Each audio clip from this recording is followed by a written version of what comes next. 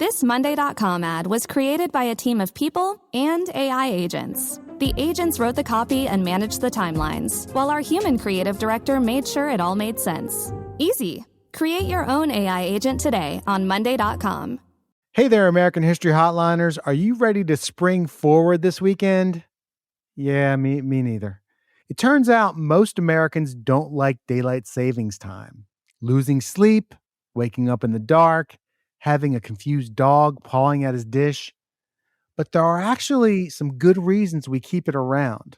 What are they? Well, here's my conversation with Chad Orzel about some of the reasons daylight saving time persists and how it got started in the first place.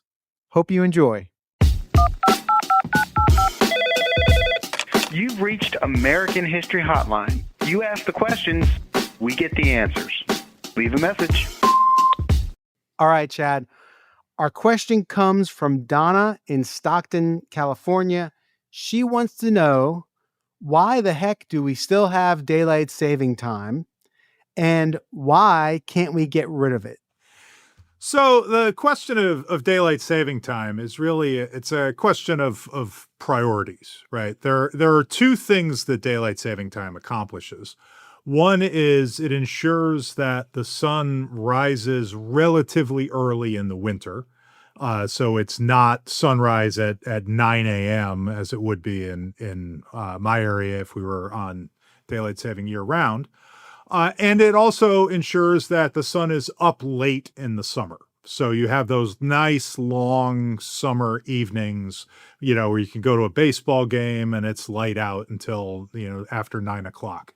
And we like both of those things. We like having both of those, and we would lose those if we went, we could only keep one of those if we went to a system where we're either daylight saving year round or standard time year round. So it's kind of the best way to balance those two things that we like having. So take us back before this, right? Before standardized time and time zones. What did people do?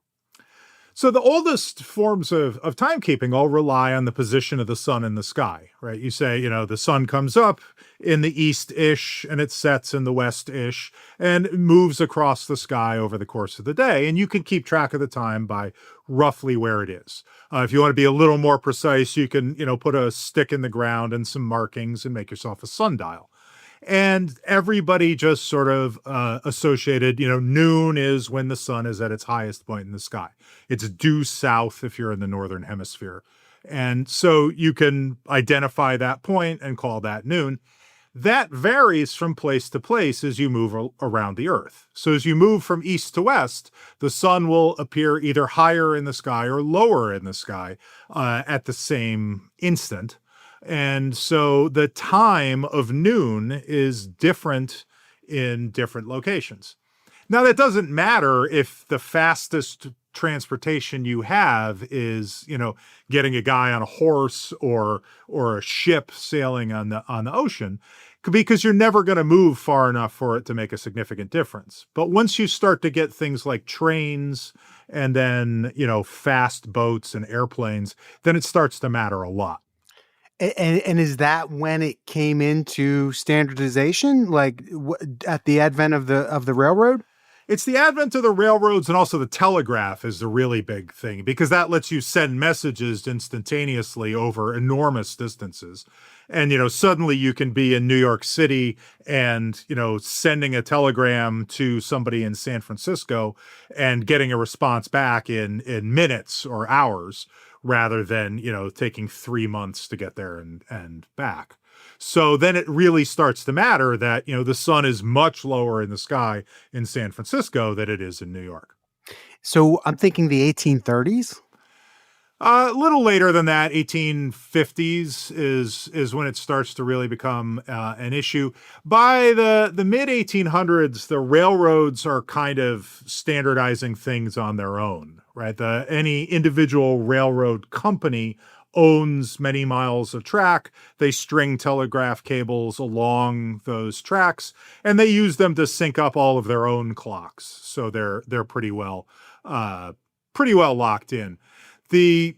it's around in the 1850s, the rail companies sort of start to agree to synchronize their schedules with each other. So they're taking a smallish number of local times, but most municipalities still sort of kept track of their own, noon is when the sun is highest in the sky. And then there's railroad time, which is what you need to know if you're going to get on a train here. So it really didn't matter at that point if it's 12:15 in Charlotte, North Carolina, and 12:47 in Philadelphia. Right. It didn't make that much difference. It's a handful of minutes, most places that you would travel over the course of a day, or, it's maybe like half an hour if you take a really long ride and arrive in a distant location. So, it's not that big a deal for most people, and people just kind of rolled with it. So what about time zones? When did they come into standardization? So this all happens in the 1870s into early 1880s. And it starts with a guy named Cleveland Abbey, who was one of the first weather forecasters. He's at the forerunner of the National Weather Service. And he was trying to coordinate weather observations across a huge area of the country. And also, the most dramatic event was an aurora borealis that happened in 1874. And he was trying to link up measurements of many observers in many different locations were recording their observations. He was trying to piece it all together, and he found it was a miserable mess because people had, written down the time according to their local clock, and other people were on railroad time, and people were, scattered all over, and putting it all together was a real mess. So he started to lobby for establishing some sort of standardization of time, and, pitched the idea of we should just divide the country up into chunks and have them all agree to be the same time. Pitched it to... He started with a group called the American Meteorological Society that didn't actually do very much. They were at Columbia. And so their response was the classic academic response of just creating a committee and making him the chair of it. But he was a civil servant, so he knew how to deal with that. And he responded by reaching out to people who had actual power, which included both the government and the railroads. So there was a trade organization that was the General Time Convention of Railroad Officials, which coordinated schedules of rail lines all across the country. And he got in touch with the guy who ran that and brought the idea to him, a fellow named William Allen. And he had a counterpart in Canada named Sanford Fleming, who was thinking along similar lines. And the two of them, got with the railroads and said, Allen very explicitly pitched it to the railroads as, look, if we don't do something, Congress is going to get involved, and we're not going to like whatever Congress comes up with. So we should just impose our own system of time zones, and then everybody else will go along. And that's in fact what happened. They drew up a set of time zones based on where there were boundaries between collections of railroad companies. It turns out to be pretty close to the eastern, central, mountain, western zones that we have now. And they just said, all of the railroad companies agreed to adopt this system, and then they lobbied local municipalities to sign on to their time scheme. And that ended up becoming the backbone of standardized time zones in the U.S. And so the idea that the Eastern time zone is an hour different from Central, and Mountain is 2 hour different from East, and Pacific is 3 hour different from East, that was just kind of a, it's not to the minute, but it was an estimation. Right. And what works out nicely, the width of those zones is approximately 1 hour in difference in the position of the sun in the sky. So that works out pretty nicely. And everybody in the zone had to change their clocks a little bit. So he was really savvy with this plan. So he fixed the time based on the observatory in Greenwich, England. Right, And then Greenwich Mean Time. Yeah, and which hadn't yet been fully established, but he tied it to that because that meant that literally every major city had to change their clocks by a few minutes. So it wasn't like Washington D.C. was being forced to adopt New York City time, or Atlanta was being forced to adopt Boston time. Everybody had to change the clocks by a little bit, and so it was easier to put over on the big cities. Chad, do you ever think to yourself that there's no way that we could come up with this again these days? It would be hard to get everybody to sign on to it these days, particularly since you've got, if you look at sort of eastern Maine to western Indiana, it's like an hour and 10 minutes actual difference if you were going by the position of the sun. And so it's, for those people at those edges of those boundaries, it's not a small difference in the length of your day. So daylight saving time, when does that enter the chat? Daylight saving time comes about, starts in Europe around World War I. And it's basically, as the name suggests, it's a way to avoid having to burn energy to generate light. Right. So they don't want to have to burn coal to generate electricity to power lights. So they just they shift the clock so it's daylight longer. And then people don't need to turn the lights on, and then they can save coal for the war effort. That starts during World War I, gets pretty universally adopted by the combatants, including the U.S. when we get into it. And then after the war, it kind of gets a little loose for a while. And then in World War II, everybody again does this shift of clocks in the summertime to make it light longer so that you're not using coal and oil that could go to the war effort. And then after World War II, it sticks around. Much more, observed a little intermittently, but, by the 1960s, they decide to, we really need to formalize this. In the mid-60s, they pass a Uniform Time Act that defines, okay, we're going to have these time zones. These are the approximate boundaries, and sets up some rules for those states on the edges as to, what can you do in terms of coming in, coming out of time zones and that sort of thing. This is an iHeart podcast. Guaranteed Human. What's up, fam? It's sports journalist Ari Chambers. Hey, what's up, y'all? It's your girl, Sam J. And we're the hosts of Everyone Watches Women's Sports, a new podcast from Together. We're breaking down the biggest headlines, the viral moments, and the stories everyone's talking about across women's sports. From game-changing performances to culture-shifting conversations, we'll give you our takes, our debates, and a few laughs along the way. Because everyone watches women's sports.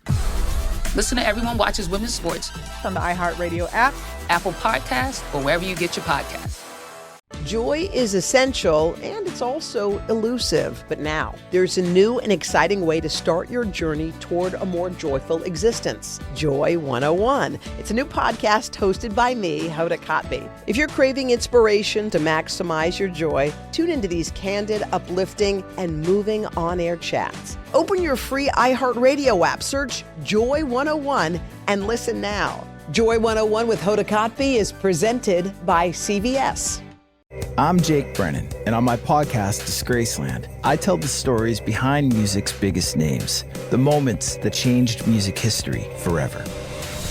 Sonic Youth was cool, but was the band cooler than the couple on the cover of their album Goo? Cool enough to escape the glare of the international paparazzi? Cool enough to escape murder?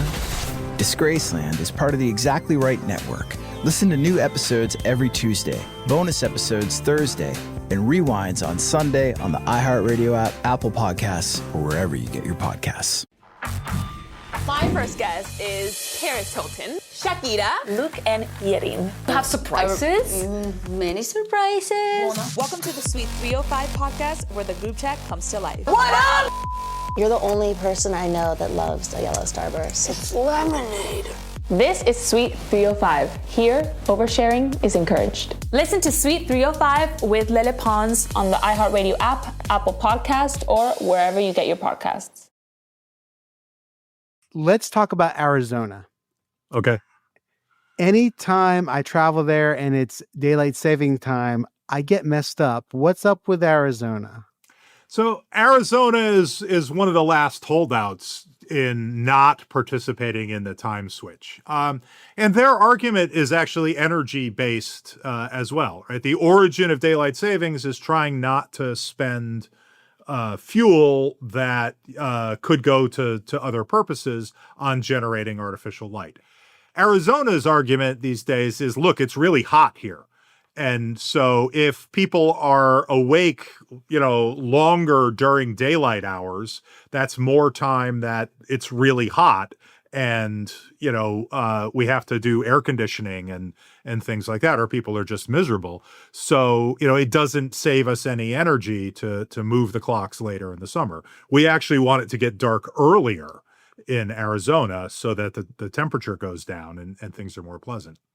The other big one that doesn't participate is Hawaii, which doesn't directly border anything else, and also they're far enough in the tropics that the change in the length of the day isn't that great to begin with. So it doesn't make as much of a difference if they push daylight back and forth. So Hawaii for a long time didn't Is Hawaii in Pacific time zone, or that they have a whole? No, they're their own time zone. They have their own time zone. Yeah, I think they're 5 hours off East Coast time. So and just to make this a note of this, the Navajo Nation within Arizona does not observe daylight saving time. Right. And there's been, for a long time, some counties in Indiana that go with the central zone. Because even though the boundary is supposed to be the state boundary, most of the people there work in Chicago or in Springfield, and so they go with the Illinois time because that's where most of the people are working.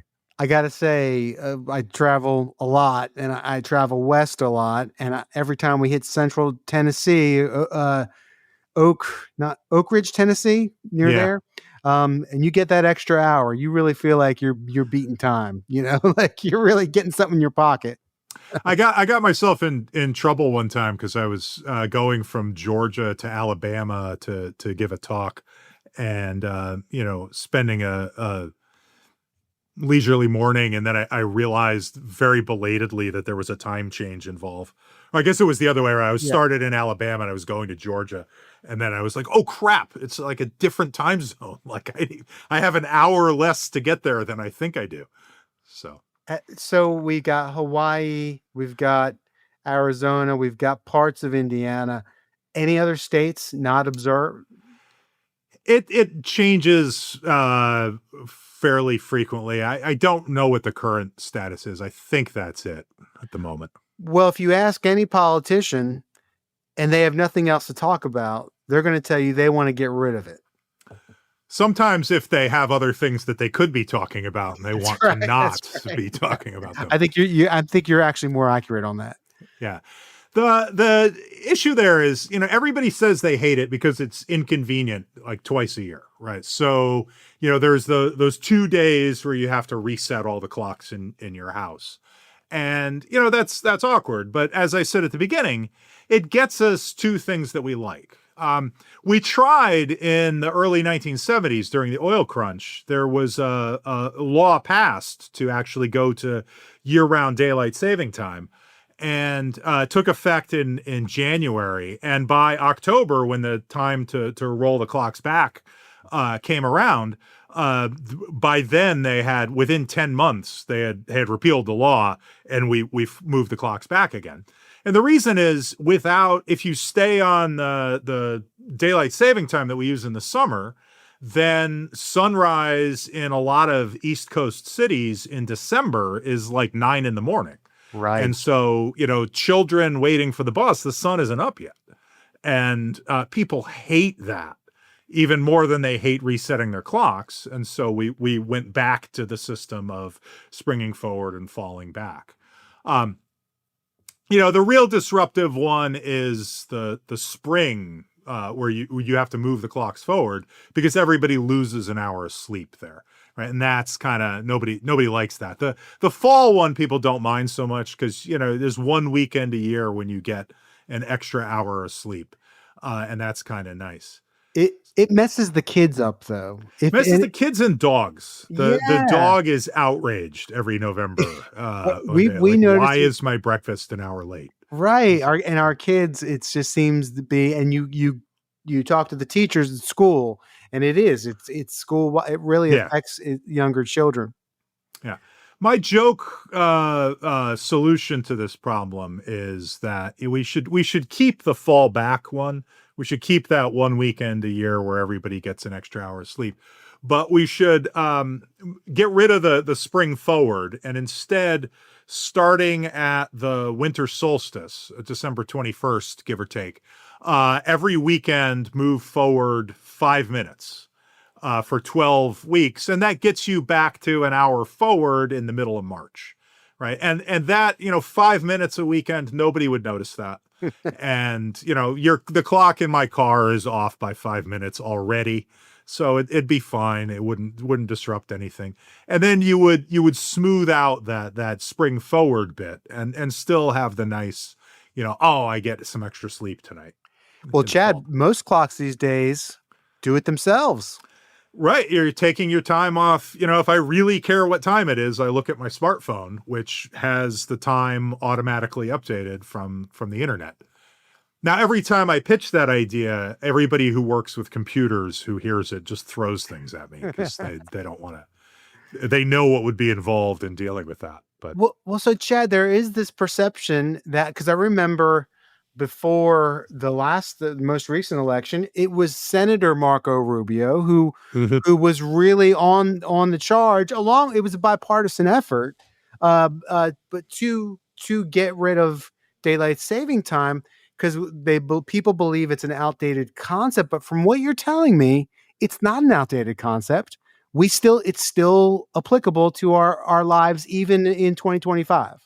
yeah, it's, as I said, it's a question of priorities and what are you looking for? And I think the important thing to keep in mind is, the whole system is pretty arbitrary, right? Our system of time zones relies on us pretending that it is the precise same time of day in Eastern Maine and Western Indiana. And that's, that makes no actual geographical or astronomical sense, but we do it because it's convenient. It means that, except for a handful of border regions, right, you're not going to drive anywhere and have the time of day change in a way that's going to be irritating. It's really easy to coordinate activities over, the kind of span that you can drive in a car in a day. And that works out pretty nicely and makes everybody's lives a lot easier. If we're already disrupting, the natural order of people in Eastern Maine and Western Indiana enough to arbitrarily assign them the same time, it's not that much more of a disruption to have to change the clocks every now and then. And then you get those nice long summer evenings, and then it's not pitch dark when you arrive at work in December mornings, and everybody's probably happier for it. Looking at this from a historical perspective, daylight saving time, time zones, they are part of the rise of capitalism, right? They were, it was business who created these, right? American businesses, American industry created this. Yeah, I said it's adopted through the quintessential American process of having large corporations lobby for it and get the system adopted that way. Well, was there anything around the same time happening in Europe? Were they asking for this? Because is this an American innovation that spread worldwide? No, the Europeans were thinking along similar lines, and there's actually a major conference in the mid 1880s that's held in Washington D.C. Where they bring together representatives of all the major world powers and talk about we should standardize times sort of globally. Most European countries had already, within their own borders, set up standard time. They just made a time zone that is their own country. And then, there was some coordination among nations that shared borders and so So there was this move to standardize everything in the 1880s. The big sticking point ended up being, where do you put the zero? What do you call zero longitude, where, and then everybody references their clocks to that. And the two big contenders were Greenwich, England, and Paris, France. And Paris had sort of the claim of having an older, more prestigious observatory that had been in the business longer. The British counter-argument was that like 75% of world shipping used maps that were made in the UK. And that ended up carrying the day. The US had, because of William Allen, already synced their clocks to something that was based on the time in Greenwich. And so we were fine with it.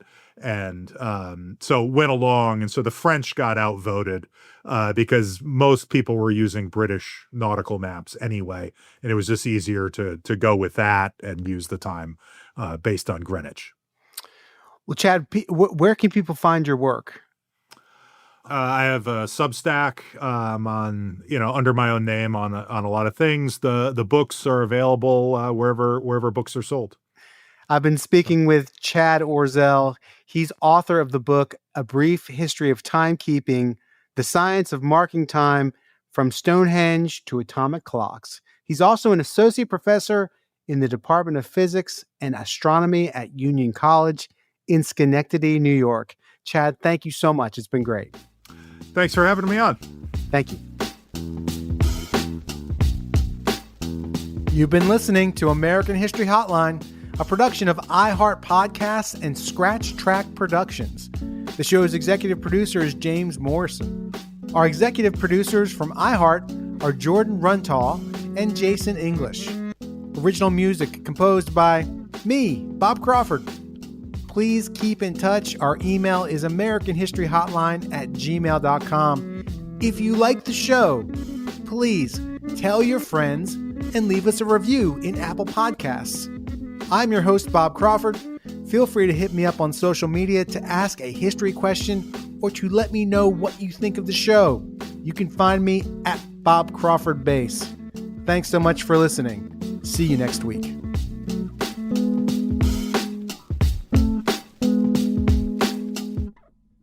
What's up, fam? It's sports journalist Ari Chambers. Hey, what's up, y'all? It's your girl, Sam J. And we're the hosts of Everyone Watches Women's Sports, a new podcast from Together. We're breaking down the biggest headlines, the viral moments, and the stories everyone's talking about across women's sports. From game-changing performances to culture-shifting conversations, we'll give you our takes, our debates, and a few laughs along the way. Because everyone watches women's sports. Listen to Everyone Watches Women's Sports on the iHeartRadio app, Apple Podcasts, or wherever you get your podcasts. Joy is essential, and it's also elusive. But now, there's a new and exciting way to start your journey toward a more joyful existence. Joy 101. It's a new podcast hosted by me, Hoda Kotb. If you're craving inspiration to maximize your joy, tune into these candid, uplifting, and moving on-air chats. Open your free iHeartRadio app, search Joy 101, and listen now. Joy 101 with Hoda Kotb is presented by CVS. I'm Jake Brennan, and on the Disgraceland podcast, I explore the wild lives of rock stars and unbelievable true crime stories from music history. These are the stories you haven't heard, the kind you'll end up telling someone else. Like the time Paul McCartney spent in a notorious prison, or the bizarre crime Lady Gaga is accused of, or that time Blondie's Debbie Harry escaped Ted Bundy. Listen to Disgraceland on the iHeartRadio app, Apple Podcasts, or wherever you get your podcasts. My first guest is Paris Hilton, Shakira, Luke, and Yerin. Have surprises? Many surprises. Welcome to the Suite 305 podcast, where the group chat comes to life. What up? You're the only person I know that loves a yellow Starburst. It's lemonade. This is Suite 305. Here, oversharing is encouraged. Listen to Suite 305 with Lele Pons on the iHeartRadio app, Apple Podcast, or wherever you get your podcasts. This is an iHeart podcast. Guaranteed Human.